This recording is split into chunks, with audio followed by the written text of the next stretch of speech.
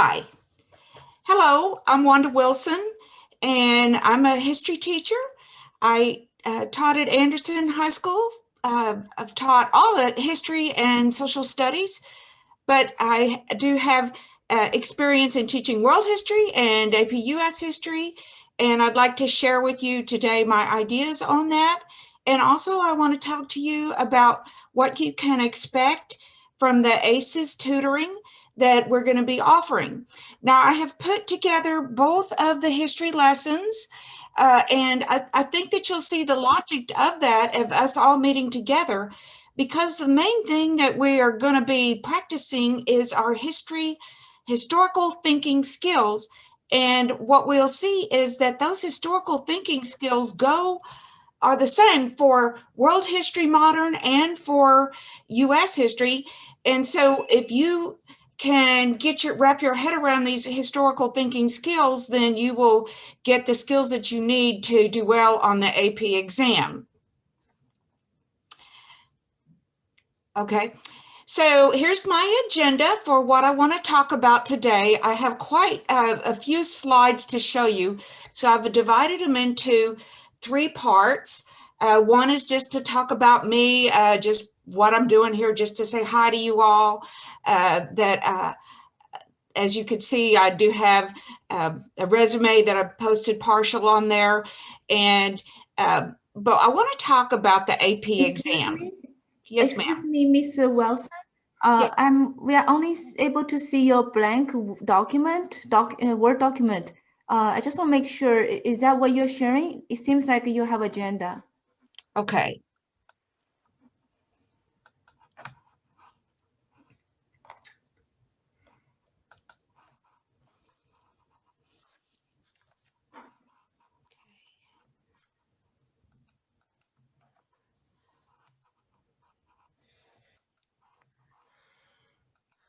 Okay, let's see, share screen.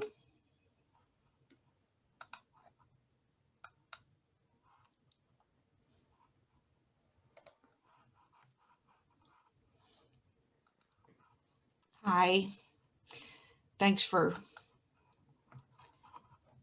I see that it's not sharing the screen I wanted it to share.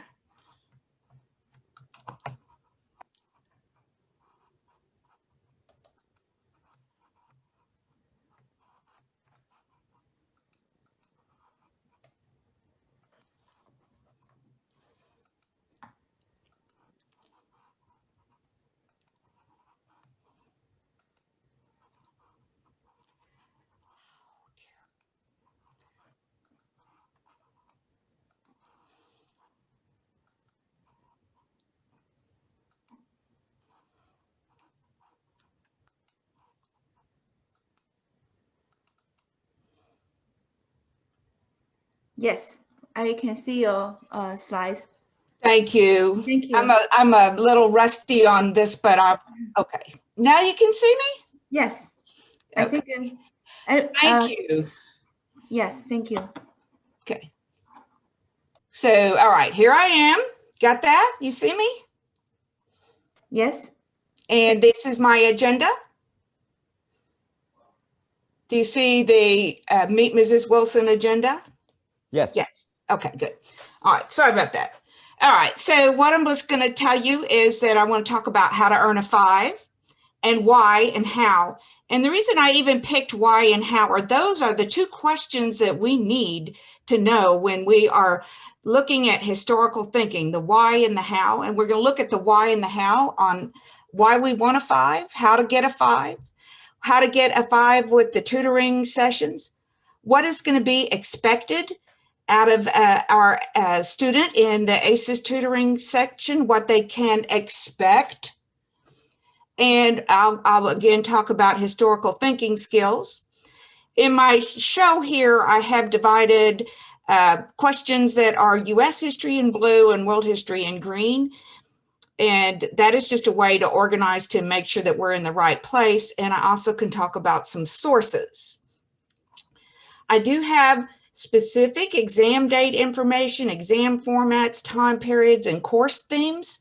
And before I go into the details of each one of those, I do want to tell all the parents and the interested students that if you don't already know, the College Board has changed the format to where a school administrator can choose to either have in-person paper test, as in years before 2020, or also you could have an online test. And that is going to be a conversation that parents have with, or students have with their counselors and their administrators on the type of administration that they're having. The question types are the same, but it is new and frankly, I think awesome that the College Board is recognizing that some students are going to do well on taking the test online and other students would need more structure and take the test in person. So that is the big news out of the College Board this week. So I do have some information about that, and that is some information that you'll want to get from your administrator regarding when that happens. But I can tell you that the new dates are further in May than was already anticipated. So there's moving about a week further.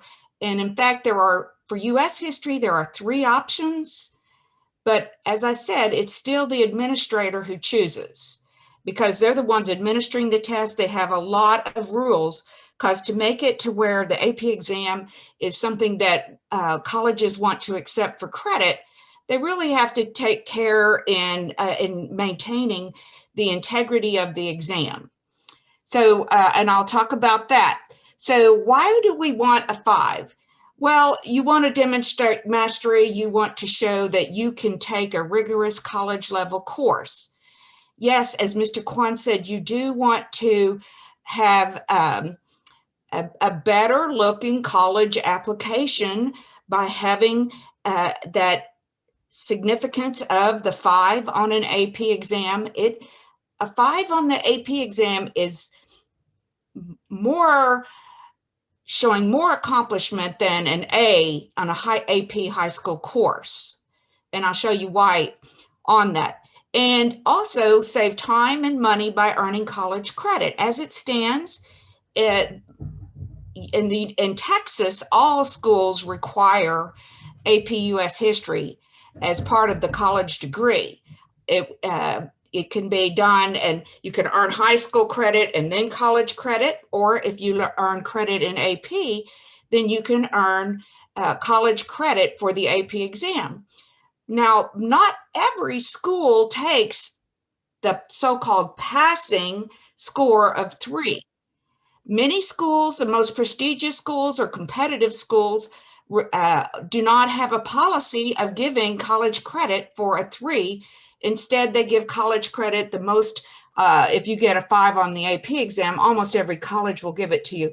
There might be a few limits. I can think of one, but most of the schools and the Ivy League schools and all were going to require a higher test score to get college credit for it. And if you think about it, it makes sense because a 5 on the AP US history is equal to an A on a college course.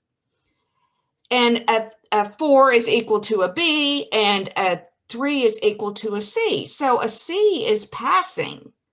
And you can get passing credit for college, but to get that extremely well qualified credit in a college grade, you get an A, and in an AP grade, you get a 5. So as you can see, it's both of the AP US history and the AP world history work on a curve where we see the middle range here. This is where the most are on this. And so if you plop over into a 3, 4, or 5, you get a passing grade. But a 3 is not a 4 or a 5. A 5 is extremely well qualified. A 5 is the highest significance that you can get on the AP exam. And it shows accomplishment and attention to rigorous material. So when we look at this, The people over here that earn the highest grades on the APUS history, it's not simply that they were able to do the best on multiple choice test. No, it's not. The reason is 60% of the AP exam is written. Just as in college, you write papers, you write answers, you answer essay questions in class in response to the teacher's prompt. And the better that you can do that, the more high college grade you get. So the AP US history, AP world history, the being good at multiple choice is definitely a plus and definitely will improve your grade.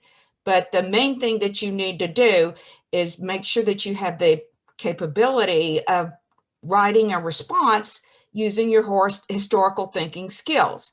So what we'll see here is that what we want to do, we want to be in this group here, that extremely well qualified group. And we're in that extremely well qualified group with the combination of skills, but the writing, and especially in writing in response to documents, is a skill that we need to practice. And the students who get the highest grades are going to have well practiced. So I'm going to talk to you about how we will practice in our tutoring sessions. Okay, so what's going to happen in studying in ACES history tutorials? Mr. Kwan is administrator, and he set up Google Classroom, and those who participate will be in Google Classroom. And I'm a teacher in that, so I'm going to co-teach or participate in that. So what a student can expect for each lesson is review the posted practice questions. So I will select practice questions to put in classroom. The reason that I choose the questions I choose will be to build historical thinking skills and to make thematic connections. So in class, students will be participating, mic on, and talk about and respond to my questions and pose questions also in terms of the historical themes, the historical thinking skills, and also we'll look at dissecting the wording on the questions. What is the answer style that I should be looking at? Now, to think about how to answer this style of questions, what I use is organizers and rubrics. I will use the College Board rubrics to grade the writing responses, to grade the students' answers to the document-based questions, the short answer questions, and the long essays. I'll use those rubrics, but also students need to use the rubrics too in their practice sessions to like, did I meet this? Did I meet this?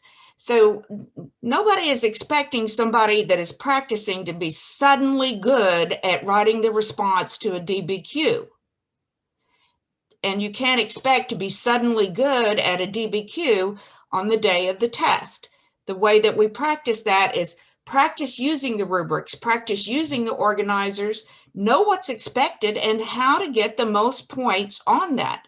So what students will be doing is practicing their writing answers to problem sets. So what I'm thinking we'll do is use the problem sets. Students can answer in the Google Docs, share their Google Docs with me. I will use a comment function and point out some good things and some room for improvement in the questions.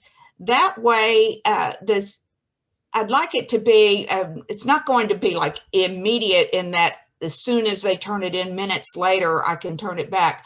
Because what I will want to do is grade it as an AP reader would, which an AP reader while grading these is going to be looking, perhaps reading it many times, looking for how did they respond to the answers on this and developing with the AP rubric style. So I will give feedback in the comments section. Now, the best way to improve on practice on a given question then would be to actually make the changes on the same essay. And I think that when you find out something that you didn't know, it turns a little switch, and that's how you learn. So the point of taking practice exams is not to find out, oh, I knew this, I figured this out, I knew this. The point is to find out what you don't know or ways that you can add to your knowledge. So that's what I'm going to be working on. And when we take the multiple choice test, it's the same way. The practice of practicing for an AP exam is not just racing through to find out what you know, but also reading carefully through to find out what you need to add to your answer. So that, and if you make those changes through finding out what you don't know, then you're more likely to have that skill of using the rubrics and writing the answers when it comes time for the big day, for game day, so to speak, often May 10th. So this is the practice that I'm going to have. I'm going to rest for a second and look at,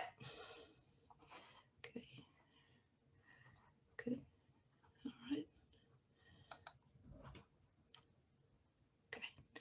All right. Okay.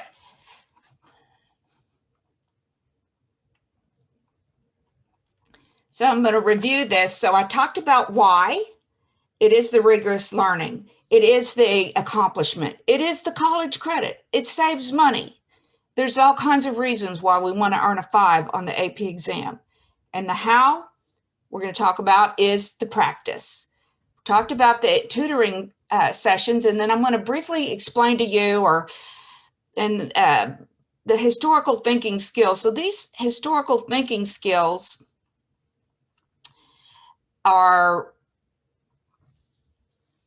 these are the historical thinking skills that are common to AP US History and AP World History Modern. Both of the skills start with understanding developments. And those developments of all of the skills, this is the one that is the base of knowledge. And you can build your base of knowledge, and that is the beginning point. But if you don't go beyond understanding the base of knowledge, then you'll do little more than able to guess on multiple choice, because really what you want to do is develop your skills in your sourcing. And we're going to practice very much in source analysis, looking at the claims and evidence in sources, because the way that other people write claims and evidence can inform what we write. Contextualization. So what you'll often see in an AP history exam is the student is not given works that they already know and they've read before. For example, the Declaration of Independence. So that's not going to be what is given. Instead, they perhaps will have a memoir or another writing or a picture that is at the same time as the Declaration of Independence. And so now what they do in a multiple choice question in a minute's time, look at this source they've never seen before and make connections and make context connections to specific things that they do know. So making those connections is the more content knowledge that you have, going back to that first one, developments, the more content knowledge that you have, the more you'll be able to connect to when you get these unfamiliar passages. So, maybe you'll get lucky and get a passage or a political cartoon that you've seen before. But my experience in looking at AP exams, and for that matter, the STAR History exam also, they don't necessarily show you something that you've seen before. What you need to do is look at some content that is new to you and be able to use your historical reasoning processes. Now, the last two skills on here, connections and argumentation, would probably be more in response to the written response questions. And the three connecting skills that we have: comparison, causation, continuity, and change. And every question that we're looking at to analyze at this level is going to be making a comparison on a theme, understanding causation or multiple causation and multiple effects, or understanding continuity and change, changes in development, changes in culture. So what we're looking at is practice in these skills: development, sources, claims, context, connections. Practice in those so that when we get a new problem to solve, we can look at this problem and see, how can I make an argument on this? How can I answer this question using my historical thinking skills to show evidence? And a lot of this is going to be, obviously, you're going to have to, if you're going to show evidence, then you're going to have some knowledge, some of that development experience. But also, you could have a lot of knowledge, but not enough practice in communicating in an effective thesis statement. So what we'll do in tutoring is look at a practice DBQ and crank out together what would make an effective answer to this. And these answers are not just one answer.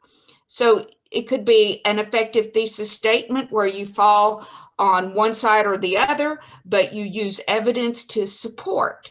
And in our DBQs, what we'll be given is, I know that DBQs have a reputation of being hard, but once you have your historical thinking skills and some practice in them, they won't seem as hard.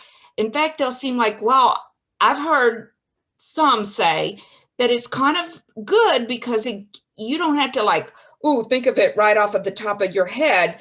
You can look at the documents, use your skills in organizing the content, and put it together in different arguments. And if you have the documents in front of you, it actually gives you something to talk about. So one of the other things that we're going to do, and I didn't say this in writing, but I'll tell you here, I want to banish the feeling that, I don't know everything, because you don't need to know everything in history, even to get a 5. But you do need to have good skills developed, especially regarding making effective thesis statements, backing them with evidence, using the evidence support that you have. So I think that if you practice, the more you practice on this, the more questions that you've worked through, then when you take the DBQ itself, the long essay question itself, there might be a sense of relief that it wasn't as hard as you thought it was going to be. Now, the person that doesn't do much practice, they're going to think it's hard. The person who practices more will have already done this, and they've probably done some that are more difficult. Now, when it comes to me grading the DBQs, I'm going to follow strictly according to the rubric. So what happens is, just as you saw in the curve that I gave you that showed you the 5s, 4, 3, 2, and 1s, with the 5 on one end, very small number. So what happens when the graders grade the AP exams, they look at how many got this point, how many points did they get? And they're kind of on a curve. The 5s are not perfect, but the 5s are the best. So that's where we want to be in terms of our skill development and our factual content knowledge. We want to have the practice that we can make these thesis statements backed by the evidence. And that is what we can expect in the historical thinking skills. So every tutoring session, and my wish was that every student who reads for their classwork, so for their exams in school. Every student who looks at their work should be employing their historical thinking skills. And these are skills that a history student in college would need to have. And this is what it's like to earn a degree in history in college. You need to have these skills. So if you want to get college credit, you want to get that 5 on that, then you're going to have to show that you have these skills. So that's what we're going to be practicing here. So I'll show you a little bit about what I mean by that. And this is kind of redundant, but I really just want to emphasize the importance of practice. Now, what a lot of people wish they could do on practice is only answering multiple choice questions. And those are fun. And answering multiple choice is a valuable way to learn and review knowledge. And in fact, the sources that we use are primarily multiple choice questions that teach us lessons. So if you knew the answer on a multiple choice question, you can give yourself a little check mark, yes. But as I said, even if you knew the answer, it's worth reading the explanation of the questions. So what we'll see, the best practice in the AP exam is not only to take the question, but also see what the question, what were the responses were wrong, or what information needed to be added in terms of an LE or a DBQ. Now, when I talk about using the time constraints of the AP exam, on the day that we practice an LE in class, we will have a question they've never seen before and answer it in 40 minutes. And you'll be surprised if you to know, and the students will be too, how much connections they can make in 40 minutes on a long essay. And for each of the type of questions, we will do it within the time constraints. So for the DBQ, the time constraint is an hour. They get 7 documents. They read the documents, organize that for about 15 minutes, and answer for about 45 minutes. That might seem, whoa, that seems very fast to read 7 documents. But the thing is, our students are going to have some structure and some practices that they're looking at when they look at each of the sources. And they'll be looking at ways to identify and ways to organize. So that is why we're going to do those using the time constraints. Now, in high school classes, it's more difficult to even do this in the time constraints, to answer the 55 questions and on the 3 short answer questions in part 1, and then the long essay and the DBQ in part 2. So even on the AP exam, it takes all morning. And it's in part 1 and part 2. So doing that in the classroom is not very doable. What they probably do is give shorter segments. But one thing that we will want to do, for example, on answering 55 multiple choice questions is it gives you about a minute each question. And so we'll just practice doing that. There also will be at-home practice, which I obviously won't be able to time, but that is recommended that at least a couple of times for each question type that the time constraints are honored. So if you have 40 minutes to write an essay, that you don't take 120 minutes. Just crank it out and then learn from what you didn't know and learn from skills that you need to work on. And you can learn content while you're at it. In-class analysis, in-class evaluate documents. So I'll be looking at documents. Students are going to look at documents. The documents will be in their Google Classroom. And so they don't have to just watch a presentation like I'm showing you. This will be a document that is in front of them that they can interact with. They'll copy it, make a copy of it, and start interacting with it, and then share the result with me. We'll do that, but practice every week.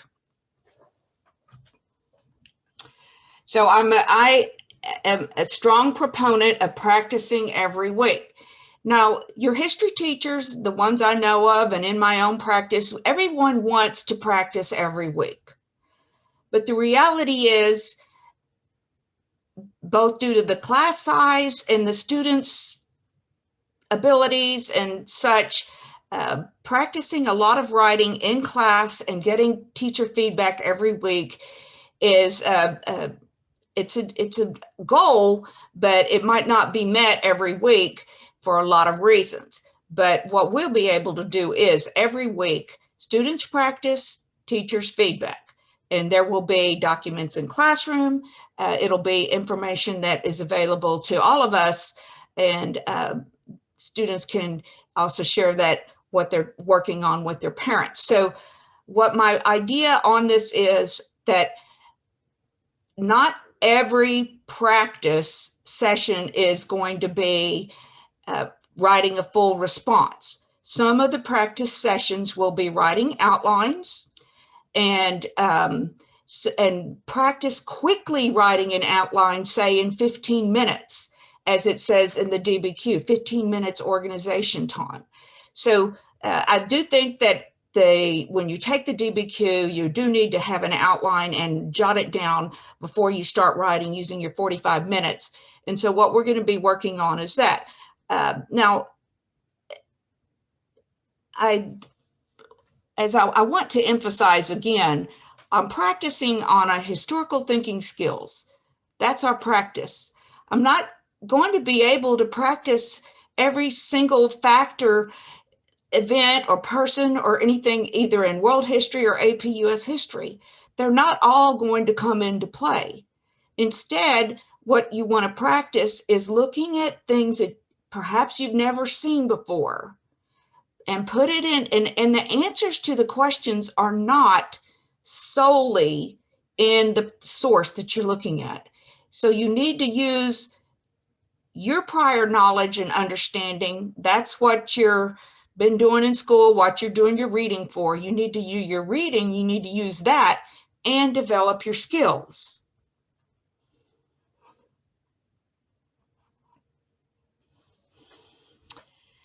So, in other words, I cannot really overemphasize practice. I could say practice more often than every week, but I'm only going to go with practice every week on this feedback. I do think that there is quite a bit of reading that can be done, and I have the full understanding that simultaneous to practicing for the AP exam, students are still learning new history questions. They're still getting new assignments. They're going to be working into the latter periods. And in both US history and world history, there are a large percentage of questions that come out of the latter periods, the most recent in time. So in world history, that would be the 20th century. About 25% of the test comes from that. So the teachers are going to be like, learn this, learn this, learn this, and they need to do that. And meanwhile, we're going to be doing some practice questions too. So I'm also going to be giving a lot of practice in those later units, just because it not only, Personally, I feel like the later units questions are a little harder. I don't know why, but they are. Okay, so all right. So then the next thing, let's see, I wanted to show you is, this is an organizer, and it's on the lighter side, but it does use. This is like a hippo, and it's a practice that we use. Every single cartoon or image or quotation or document that students use, they need to be in the habit of mind of using their historical thinking skills to look at the historical context, the intended audience, the purpose, the point of view, and other information. So this is my hippo organizer, and this is a practice that we'll do. Well, as it turns out, this cute hippo reminding of them of the H, I, P, P, and O will also help them put together the answers that they need in writing into the DBQs. and also help to understand even the prompts in the multiple choice, as well as the SAQs and the LE. So this particular organizer is widely used in AP US History. There is a different organizer called CAP that's the same. It's context, audience, purpose, point of view. The context, that audience, that purpose, point of view, those are specific items that the rubrics in the DBQ call for. And so we're going to get a lot of practice on applying that. But the good news is for most kids, I think it's relatively fun to have an organizer and to fit the source that they have into this information, and to make connections from it. So what I found is the HIPPO is a relatively, by the end of the semester, they're like, that's easy to do a HIPPO. Well, and I'm thinking that's great, because I'm glad you think it's easy to do a HIPPO, because that is the way that you need to approach the questions. And that is the way that you need to approach anything that's in historical thinking. And in the long term, the point is that's also the way that you would need to approach anything that you read in the social studies, including current events. So this is the historical thinking skills that are common, and I just talked about these, and talked about practice. Now, these are some sources. These are the sources I used in preparing this presentation. The source that I want to make sure that the students know is to use the AP Students College Board. They probably already have an account if they've taken a PSAT or SAT test. If not, they need an account, and then they enroll themselves in their course. They don't necessarily need their teacher's name even or approval to do this, but many teachers do have AP accounts. So I have a US account, and what we did was have that as a message that the students should be using, and that there were available questions on there. So that and having a good familiarity with your AP Students College Board organization account, and getting used to reading the emails that they send. Instead of letting their emails go somewhere, go to a folder, actually make yourself open their emails, and what do they say? Because at this point, when you're starting to register for the AP exam, they can give you important information, like the information I was telling you about, that just this week, they said that they've made the big announcement that they're going, or 2 weeks ago now, I guess, that they're now going to have the test online and in person. That's some big information, and that's some information that you want to read. So, and I'm really glad to that, because last year it was kind of hard. Of course, they didn't have a year to prepare what was going to happen with the AP exam, and it turned out to be an all online DBQ, and it was fair. And the grades were approximately equal to what students had earned before. This year, because I've had a year to think about it, I can see it. It definitely gives me a lot of confidence in how organized they are, and how organized the College Board is, and looking at what students need, and how students can show their learning in a rigorous course.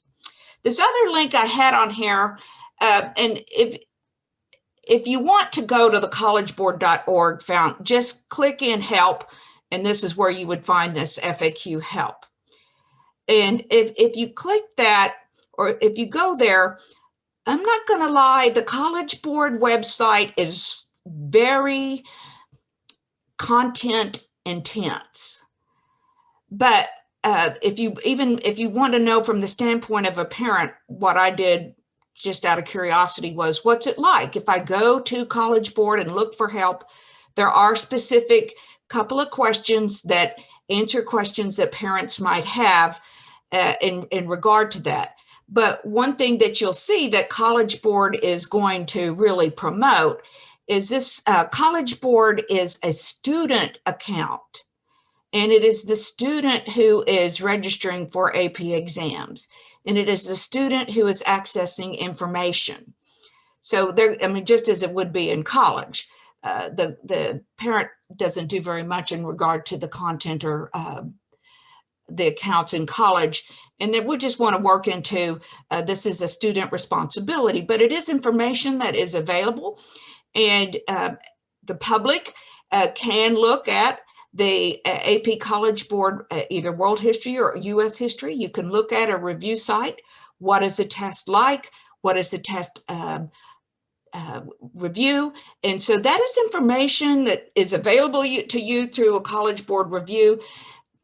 I would go directly to the horse's mouth if you want, and that meaning that if you want to know what the College Board says, then go to the College Board website and look at it. Now, I have been around the College Board website a few years, and I can help anybody that asks me about it. But if you were Googling around, say if you wanted to put that in, what I find if I were just Google College Board AP, I might find several websites that are commercial that have nothing, that are not official of the College Board. And the College Board is written enough that you can find it, your student can find it. And if there's any kind of assistance in the direction of where to go on looking at College Board, I can sure help on that. Now, the content review sources that I have are the Barron's AP World History and Barron's World History Modern and Barron's AP US History. So what we'll see here is these are practice tests. And what I was gratified is that their philosophy and my philosophy are the same. The best way to review is to take practice questions and find out what you know, and more importantly, what you don't know.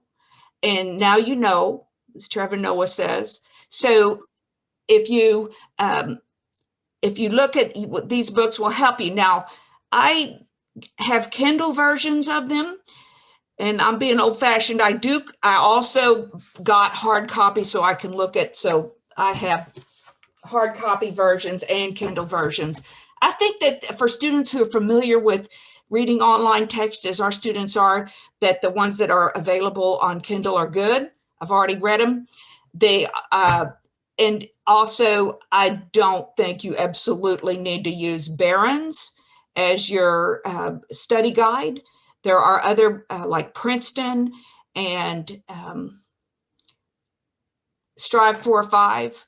So there are other study guides that have content, but what we're going to be focusing on is the questions anyway.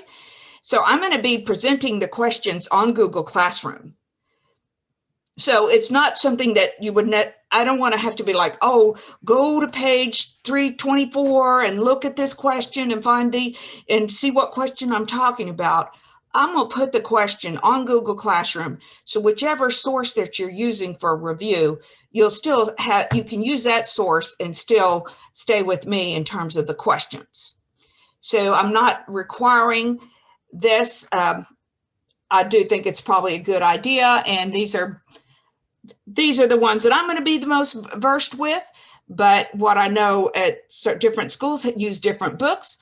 Also, online textbooks, the college level online textbooks have prep and questions that would, if somebody needed to look up something, those would be good methods for that. And that is one thing that I'm also going to talk to students about, is how to use the sources that they're already using. So they don't, how you can use what you're already using. I do like these two sources for the Barron's. I like these two sources for practicing and practice questions. And one of the reasons I like them is that for the questions, it's not only guessing, but there's also a separate answer document that I can help students learn what the correct answer should be. And in fact, all the practice tests in both the books are like that, in that they do give answers. Now that's you know, you might like, oh, well, if my student has the answers, how is that good practice? Well, I'm not going to make it to where the answer is right in front of them as they're practicing questions. I have other sources, and there are, I will use AP released questions, official questions that have answer sources. So it's not, all the questions and answers are not coming from one source. There'll be multiple sources. These are the common guides that I would suggest. I'm going to break for a second here.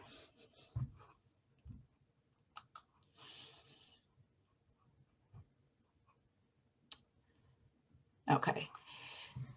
Now, this was the content that I had regarding what I'm going to do. And this is what I wanted to share to the parents to know what it's going to be like for the student who takes our course. It's going to be practice. It's going to be talking. It's going to be interaction between the teacher and the student. And I really want to emphasize the interaction because I have taken online quizzes and even engaged in online tutorials and practiced it. And one of the things that you don't get out of that is help in improving your writing and in improving your response to questions, or even in practice organizing it. So in this, we're going to have practice tests that are actual questions, words, and AP released exams, but also advice from me about what the responses to the questions can be. So these are sources. I hope that definitely there is nothing stopping anybody from looking at apstudentscollegeboard.org now and to get registered and to get with the program in there. Take advantage of anything that they offer. They're not going to have somebody to talk to you or to work out your feedback or practice your DBQs, but they do have information that we all need. And the same can be said for these study guides. So as I said, the modern thinking in history is looking at practice with finding out the correct answers and why the wrong answers don't apply. Because a lot of times the hardest questions, you thought it was the other answer, but the reason why you were wrong is an important thing that you need to learn from. That will help build your learning. Okay, I'm going to go to World and just show you something in World real quickly in terms of the types of questions. So if you want to know more about the days that exams are offered, that is some information that, like I said, you'll want to make sure your high school counselor, that is helping you determine this, because it is administrators that decide the exam dates. And something may seem like a no-brainer to a student, oh, I want to take the last test, but there might be administration reasons why that's not exactly feasible, especially like being June 3rd. So other exam dates, I think that if I could tell you something that's not a secret, at Anderson, they're looking at loving this middle date, because this middle date offers digital and in school and at home, and is not at the end of the season, and is not this first one. I don't know the thinking beyond this on this first one, but definitely taking and I'll talk to individual students about the advantages of paper in school or digital test, but I can see several advantages from what I've read for both sides. And both of the tests have the same categories, 40% multiple choice, 20% short answer questions. These answers are not that short. Each answer is about 3 paragraphs long. So that's why it takes 40 minutes to answer 3 questions. So you got to be practiced in how you're going to crank out the answers on these, and that's something that we will do. The DBQ is 60 minutes, and the LE is 40 minutes. Now, oddly, and I am still trying to understand the thinking on this, but they're looking at not offering the LE at the time of the digital exam. But definitely, the DBQ is something that they think is good digitally, and we'll do a lot of that, and we might increase the number of SAQs depending on which administration. Personally, I prefer the LEQ. Students are daunted by that. They think, oh, long essay. One long essay is not that much longer than the 3 SAQs. It's not that long to answer the options, but I think that there's a lot of mythology or rumor written around LEQ and DBQ, and people who haven't practiced. Well, once you practiced it, you realize that this is a doable thing. You can answer a question in 40 minutes. So I wanted to show you an example of a 40-minute question. This develop an argument that evaluates the unfolding of revolutionary processes in Haiti during this time period in comparison to those that unfolded in Latin America during this time period. So we can see that this question is looking at the 1750 to 1900 time period, revolutionary processes, and it's using so that's our theme, and it's using the skills of comparison and contrast to talk about revolutionary processes in Haiti versus those in Latin America. So there are going to be some things in common, comparison, and also some things that are different to contrast. So this particular question does not strike me as mind-bogglingly difficult to understand what the question is asking, but it does require that you understand this fundamental thing about the revolutions in Latin America. And now if a student in practice gets this question and they're like, I can barely talk about revolutionary processes in Haiti.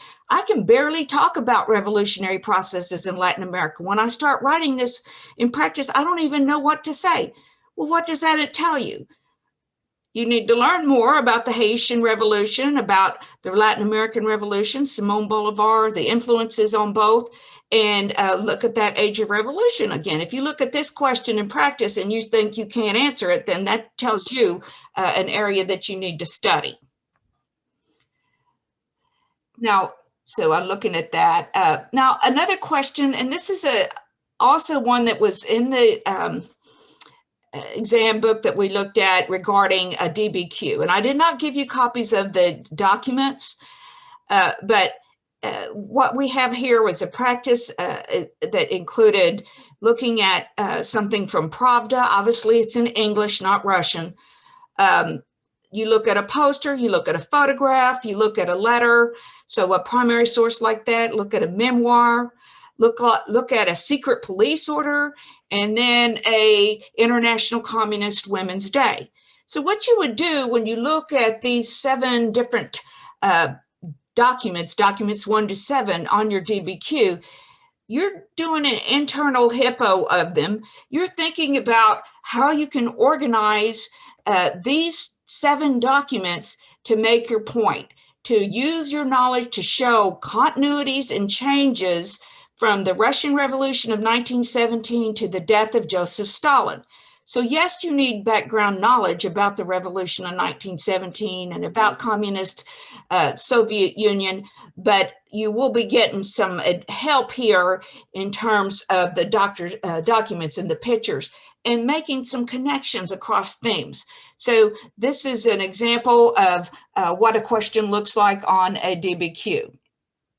And then this is a word for word on a short answer on Gothics.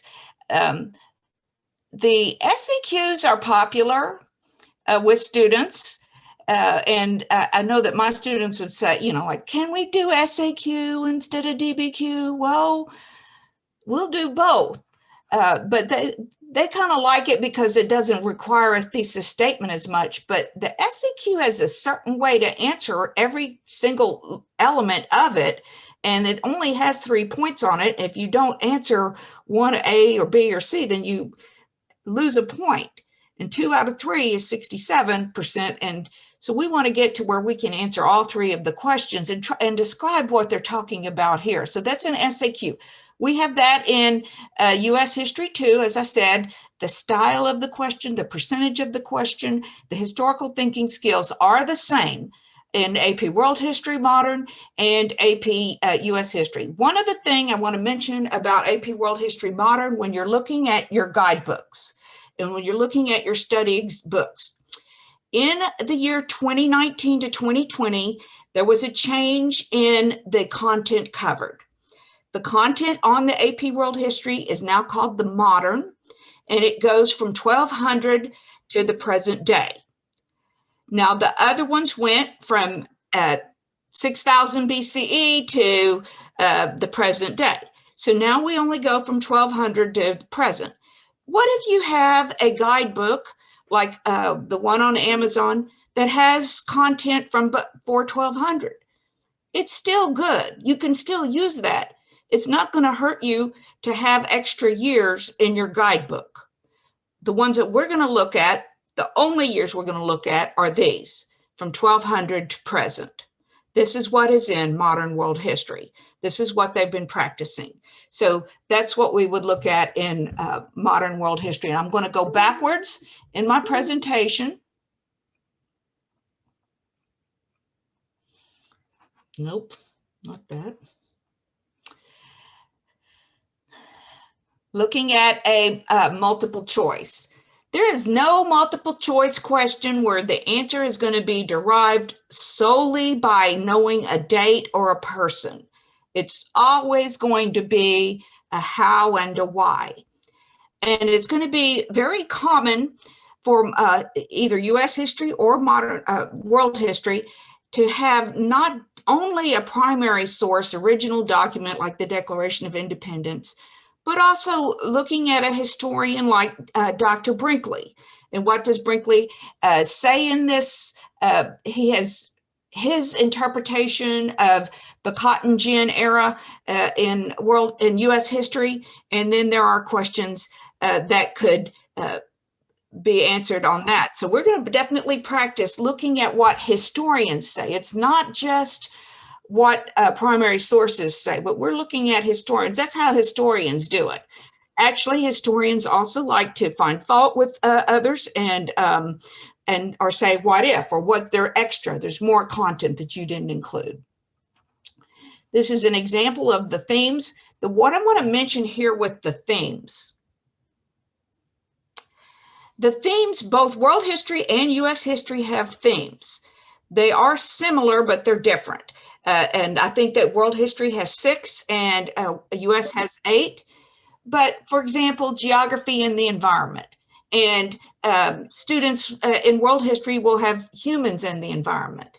So if you study, if you know geography and the environment, you're used to looking at that and from a question from world history, then that would be work for you in US history. Neither world history or US history requires that you took AP in the prior course, but it is similar and that could probably be helpful. Now, what we would do with the theme along here is while you're reading, studying, doing practice questions, you think this is like a geography question. If this is a question about rivers or trade or migration or whatever, you're like, this is a question that is in a theme. And in the United States history, perhaps manifest destiny. So a question that is a geography question is going to be compared and contrasted and cause and effect and continuity and change to other geography and environment style questions. So if you are aware of thinking about these themes as you're doing your reading and categorizing them into buckets, so you could have your geography and environment bucket while you're reading, thinking about your question. This reminds me, manifest destiny, this reminds me of Christopher Columbus, or what other thing that we have regarding the environment. So you can make your connections, and any given question may have more than one theme to it, but when you're making your comparisons and using your historical thinking, getting used to thinking about these along the way of the themes will be helpful to you. what I'm looking at in both of these, I have this. Now, I put a little bit more time talking about the AP US history because with the world history, it's going to be basically 25% of each, 25%, 25%, 25% for the 4 periods that we're studying here. And then we look here instead, we see that in US history, we've got 50% of the test is after 1865, the Reconstruction period. Well, that goes right along with what the semester time is for studying, and tends to be most teachers will look at period 6 starting at in January. Maybe they are going faster than that, maybe slower, but when it all comes down to it, you got to put a lot of time into the last 130 years so that you can see that not only the multiple choice, but quite a few questions are going to be based on the current time. So what we'll be doing in our lessons is using questions that are fairly proportionate to the periodization that is going to be in the AP exam. Always looking at our historical thinking skills. These I got from the Barrons in terms of what is important in looking at. Both of the tests are the same. So I'm going to take a break here. And at this time, if you want to write in chat, or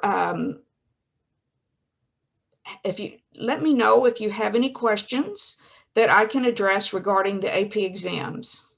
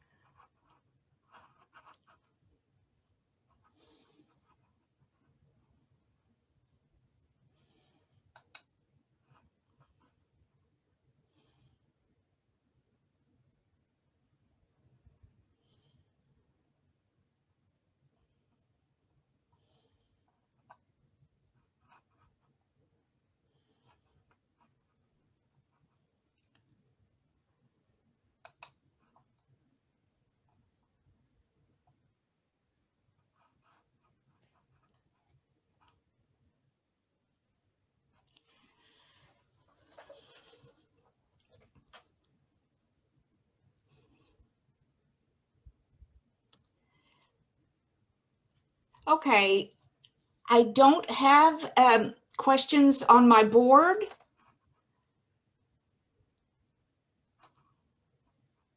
Okay, let's see.